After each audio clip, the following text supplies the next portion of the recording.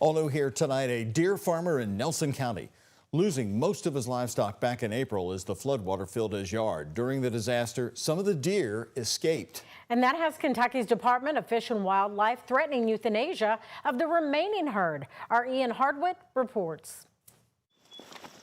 Tony Pivott's walking his backyard in the rain, but 1 month ago in April, this was all underwater, submerged along with his deer pens.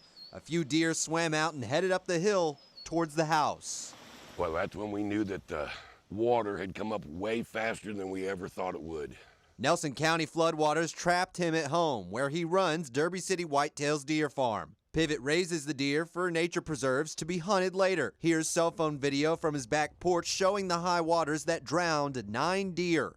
More went missing after Pivot let the deer out into the fenced-in raceway, the deer's only chance at finding higher ground. I felt like I took Despite the disaster, now he faces scrutiny. a gut punch the day the Department of Fish and Wildlife served me those papers. A notice including 6 violations, saying Pivot failed to maintain his fence, capture the escaped deer, and notify Fish and Wildlife of the incident. The letter also says the remaining deer could be euthanized if the whole stock isn't returned within 60 days, a timeline Pivot says the Department of Fish and Wildlife moved up to the 1st of next month. Pivot recovered 25 deer, baiting many back and tranquilizing 2 who strayed too far.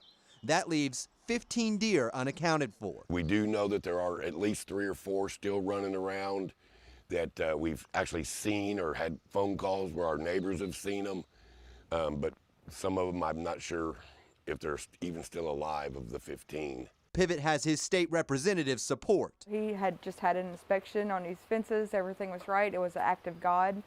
I don't think we should punish people over an act of God that they can't control. Jason Becker, Pivot's friend from the Kentucky Alternative Livestock Association, disagrees with the consequences. It's pretty hard when you're flooded in for 8 days and can't even leave to try to get your animals back. Every deer farmer loves their animals, and to see them put down would just be a travesty. I've always been a hunter, and it was just, I enjoy watching them grow. But if he has to put the deer down, Pivot says he won't raise them again. In Nelson County, Ian Hardwick, WHAS 11, on your side.